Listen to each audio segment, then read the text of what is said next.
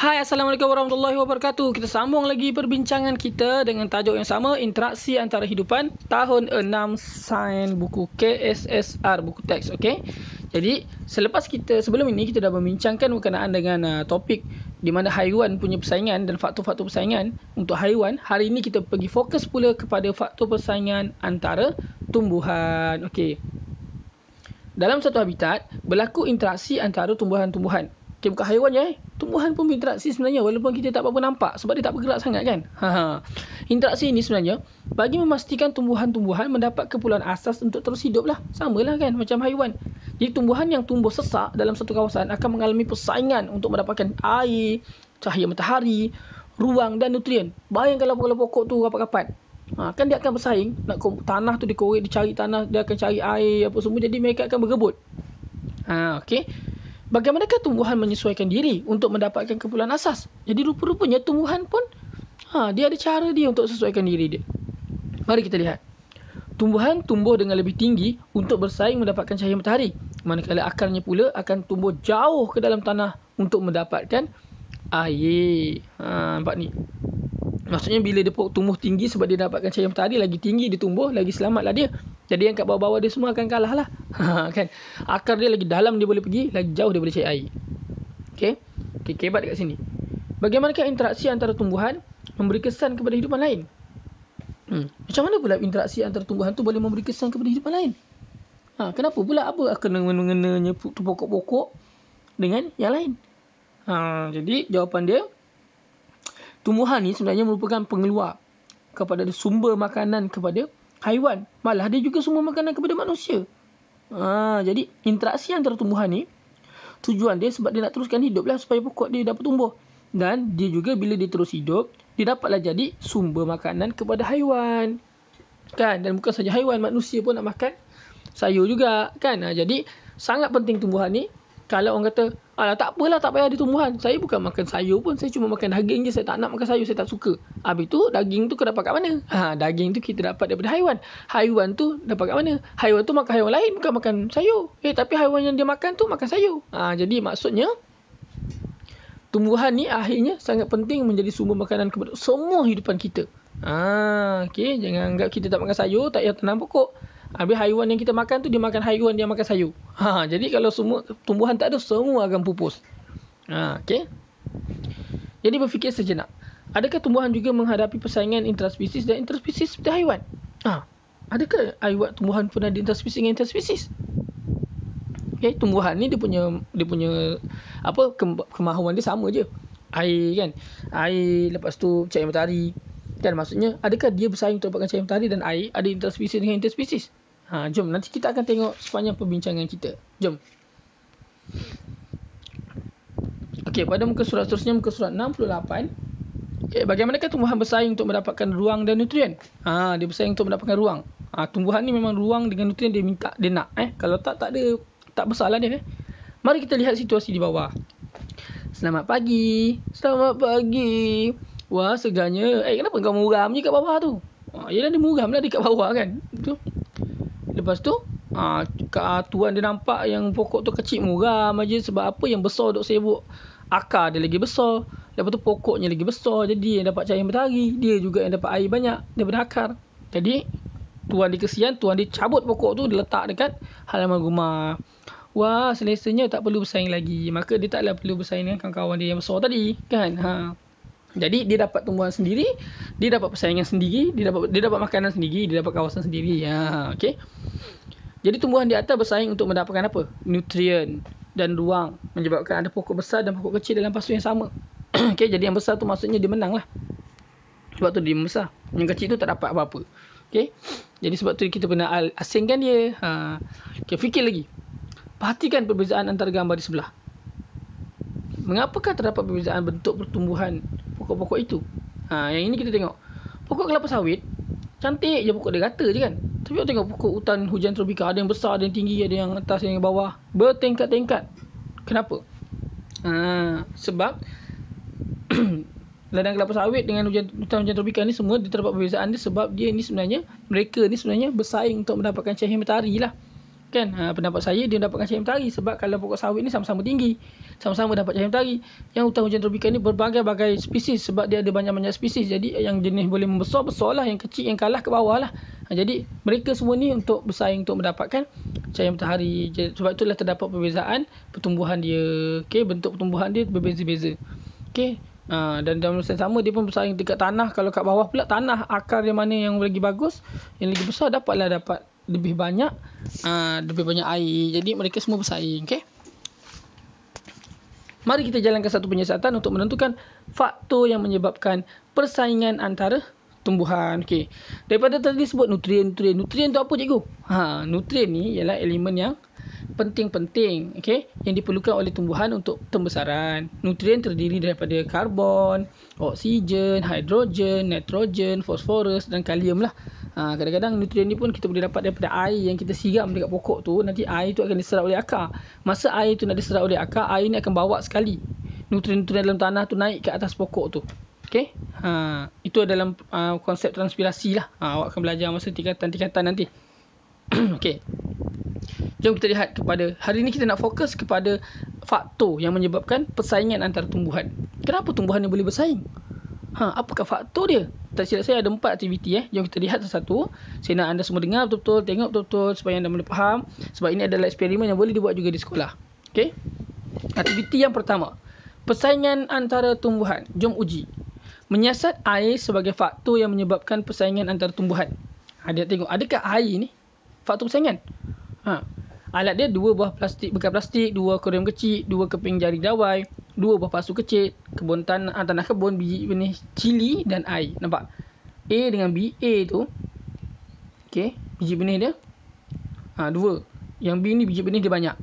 Air sama, kawasan sama, bekas sama, semua sama. Saya cerita secara general je lah. Jadi dia tanam 2 pokok, yang ni tanam 10 pokok. Kemudian kita tahu air yang sama kat bawah. Kan? Apa akan jadi? Okay. Selepas 2 minggu. Awak rasa apa akan jadi? Kalau dah macam ni, apa lagi kan kalau selain daripada pertumbuhan dia lah berbeza kan? Maksudnya awak tengok kat sini soalan. Apakah yang dapat kamu perhatikan pada akar anak-anak pokok cili tersebut? Yang pertama, dia air dia kat bawah. Jadi akar anak pokok cili itu akan apa? Akan tumbuh ke bawah. Okey.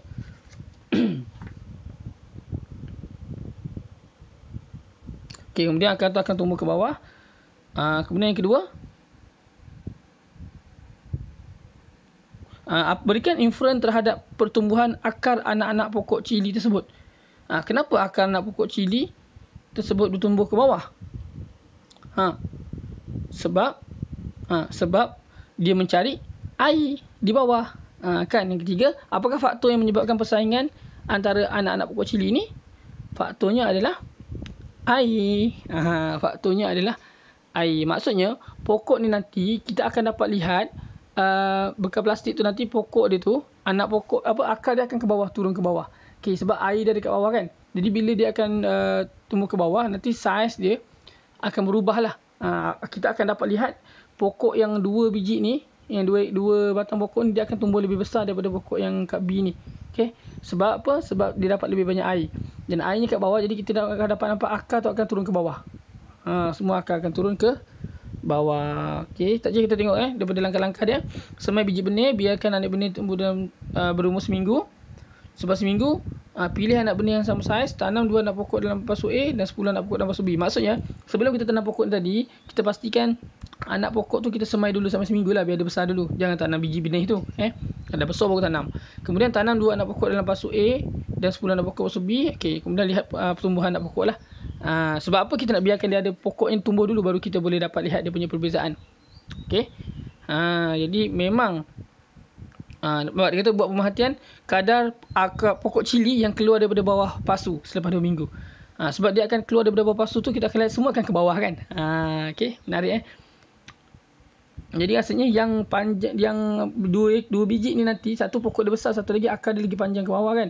Yang ini nanti kita akan lihat akar dia kecil-kecil. Tapi dia ke bawah juga. Sebab dia bersaing untuk dapatkan air. Okey.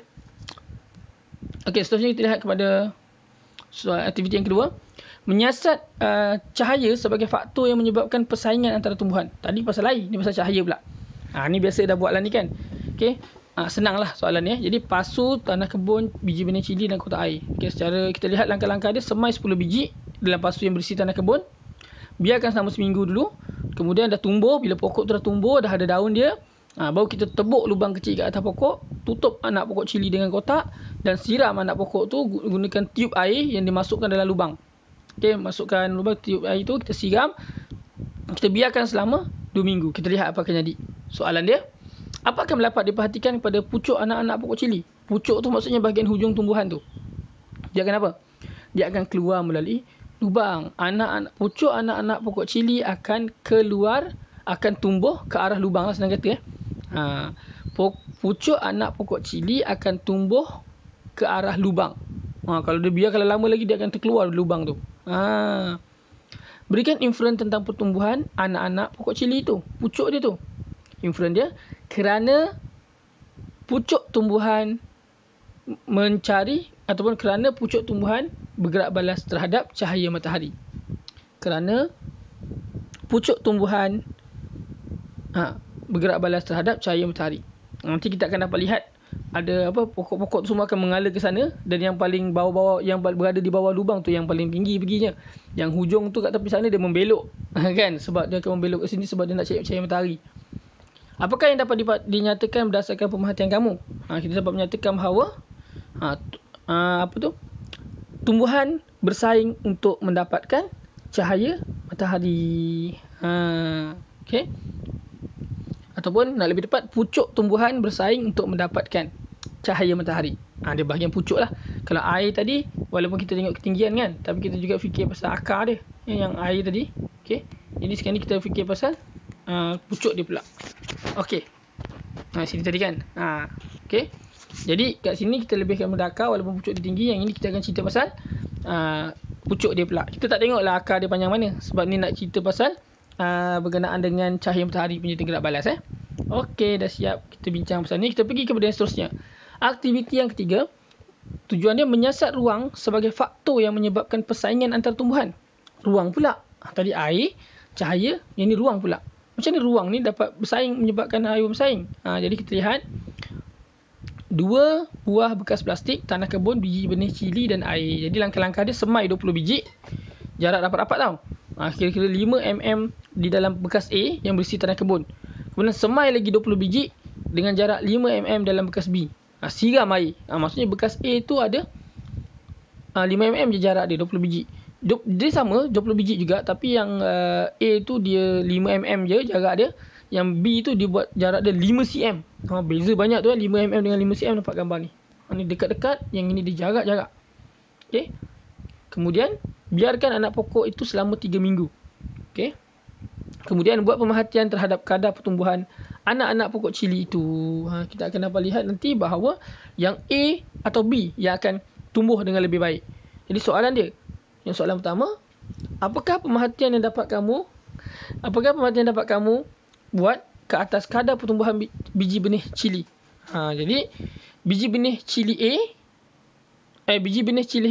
biji benih cili B tumbuh lebih cepat berbanding biji benih cili A. Nyatakan inferen. Kenapa pemerhatian kamu tu? Kerana biji benih cili A bersaing untuk mendapatkan ruang. Okey. Dia bersaing untuk mendapatkan ruang sebab dia rapat-rapat. Jadi nutrien dia terkumpul. Jadi nutrien dia macam dia akan berkejaran untuk dapatkan nutrien sama dekat sekitar pokok tu. Kalau yang B ni tadi, dia nutrien dia sekitar-sekitar dia. Yang A ni nutrien dia dah bercampur, dah kena rebut-rebut dengan kawan kat sebelah dia. Jadi bila kita tanam pokok jauh-jauh, jarak-jarak, jadi kita akan dapat, pokok tu akan dapat lebih banyak nutrien. Jadi sebab ni dia bersaing untuk mendapatkan kawasan ataupun untuk mendapatkan ruang lah. Okay. Sebab tu kalau kita tanam pokok, kita jangan, contoh kalau kita ada ladang sawit, kita jangan tanam pokok apa-apa sangat. Konon-kononnya kita ada ladang kecil, tapi kawasan sawit kita kecil, tapi kita tanam banyak-banyak sebab kita nak dapat banyak hasil. Hasilnya nanti pokok tu pula yang tak cantik, pokok tu pula tak membesar sebab dia rapat sangat, tanah dia akan berkongsi nutrien. Okay, bila kita jarak-jarak, walaupun pokok tu sikit tapi hasil dia banyak.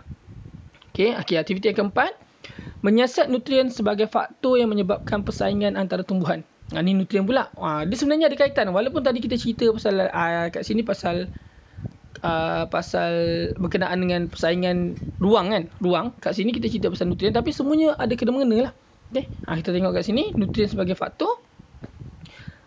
2 buah bekas. 2 plastik kebun, baja, biji benih, cili dan air.